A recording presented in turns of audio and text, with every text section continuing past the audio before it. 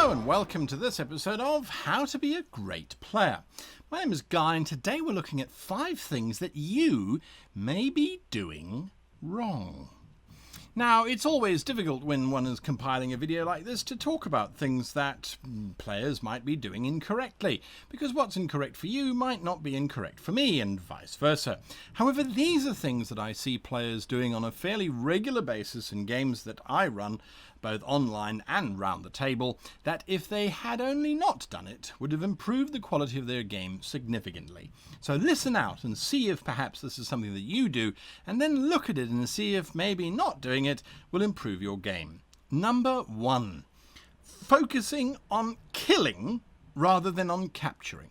So often I have a group of players in my game where they run up to the enemy and they slaughter them to the man. Their goal is to reduce their enemy's life force, their hit points, their health value, their stamina, whatever the system might be, to reduce it to 0. They want to see the enemy destroyed. There is a sense of glory and victory in battle and in destroying one's foes. Yes, there is. On the other hand, there is also the GM no longer has a means to tell you the information that they need to get you to the next point in the adventure. So now you're going to struggle to find out where to go. Not every encounter has to be deadly, and that's something that I see players missing, the opportunity to interrogate, to question, or even, dare I say it, to show mercy in their act of not necessarily slaughtering their enemy to the man. And so that's my first point, is you don't have to kill everybody.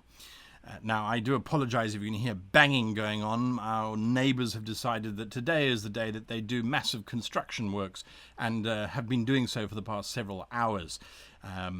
Anyway, that's also something that you shouldn't do whilst role-playing. Do not do heavy construction. It irritates the rest of your players.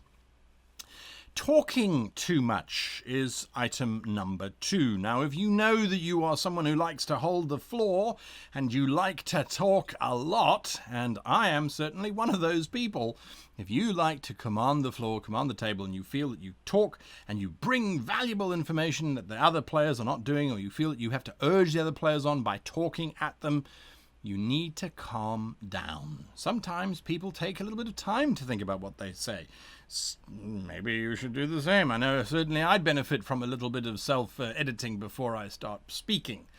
So the idea is don't talk too much. Now, what is too much? What is too little? If you feel that you are spending most of the time talking in your party, you're probably talking too much. You need to sit back and relax. Ask questions of the other players rather than telling them what you think. Well, what do you think, Gorg the dwarf? And then shut up and listen. You'll be amazed at what they say. Sometimes it's complete drivel, of course, but at least you haven't been talking all the time and you can listen to it, and sometimes, most of the time, it will spark ideas in your head or will allow the dwarf to actually express how they're feeling, and you can discover out a whole new world of what it's like to listen to other people.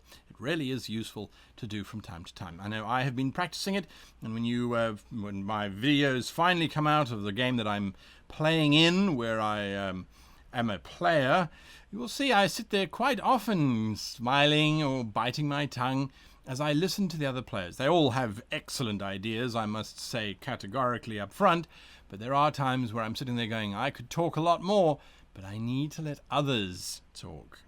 It is something that you can practice, so do that. Now, the next point number 3, is listening to each other and to NPCs.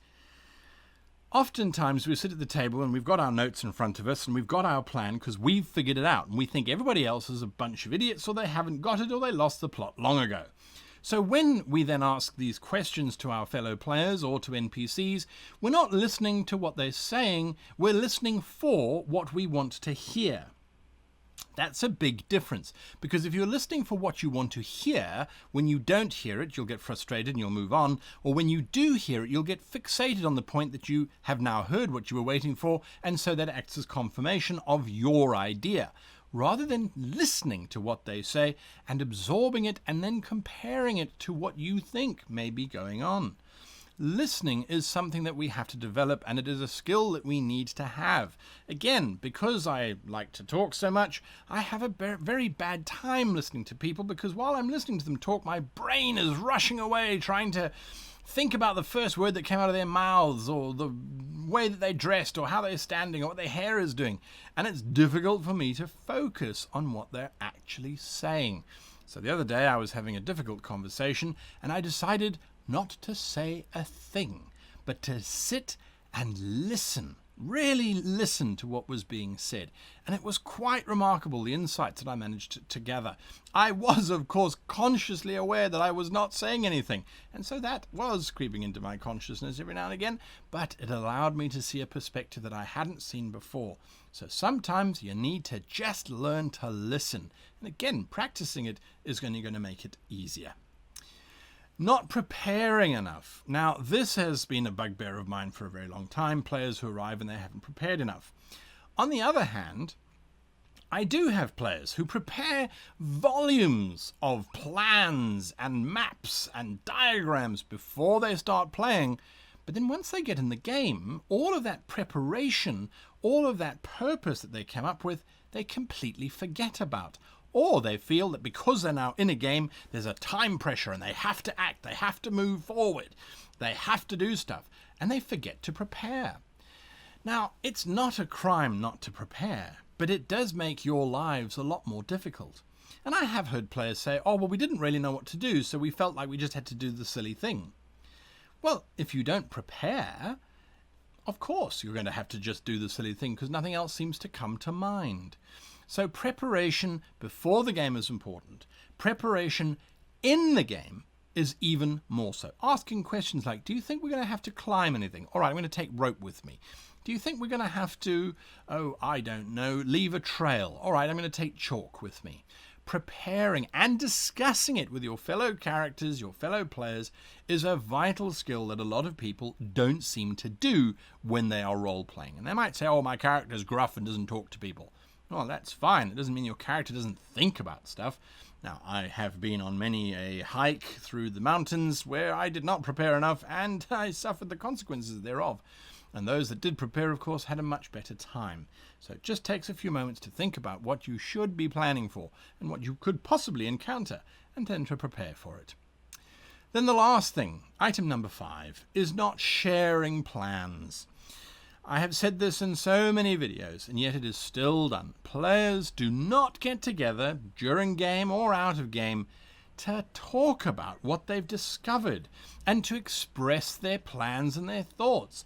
It's almost as if the players get to a point where they've got this information, and because they've discovered it, it's their shiny, it's their precious. I have this information, I'm not sharing it with anyone else because, well, what if I'm wrong? But what if they take my shiny, and what if they work it out before me? There's this ownership issue that seems to creep in with once the character has got a piece of information, they don't share it. Or when they do, I'm getting choked up because it's such an important thing. When they do share information, they share a piece of it or an idea of it. They don't share it as they got it. So you're basically creating a broken telephone system. And if you don't know what that is, you haven't played the game. You're too young. But a broken telephone is where I give you a message in secret. You take that message and you give it to somebody else in secret. But you change it slightly because you leave out some details. Or you add in some details because you've forgotten some of those previous details because you weren't listening. And then the next person goes on, and the next person. So by the time it gets 5 people down the line, it's a completely different story that never had anything to do with what the original message was. It's a broken telephone. It's a broken line of communication.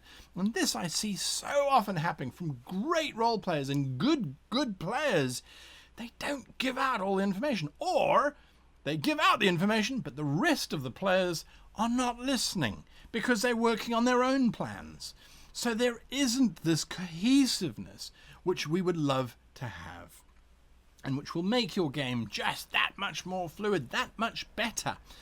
Anyway, those are my 5 things that I think players are doing wrong and could quite quite easily do better. Well, maybe it's not so easy to bite your tongue from time to time, but definitely to focus on what is being said rather than on thinking what you're going to do while someone else is talking to you.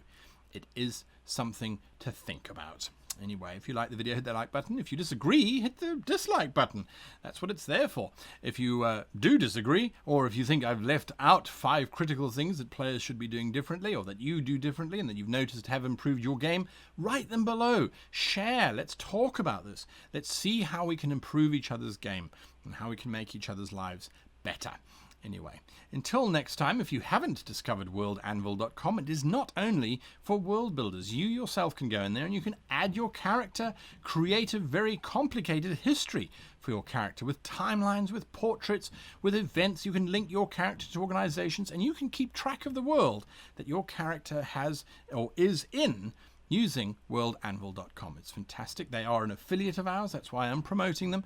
And they do a great service in terms of keeping track of the narrative and the story that you happen to be in. So go and have a look. If you're looking for a group to join, head on over to www.rpgtablefinder.com. That is the website that the Web Goblin magically created out of thin air, as far as I'm concerned. He forged this thing, and it allows you to go and look for groups, both online and round the table groups in your area. It's fairly comprehensive. He's tinkering and updating it all the time as he gets feedback from participants. And there's several thousand users now, so it continues to grow on a daily basis as more and more players join to find like-minded individuals who are fans of the channel and so think in the same kind of way, which does create a much more interesting role-playing environment than finding people who don't think like we do. Anyway, until next time, I wish you and yours the very happiest of playing.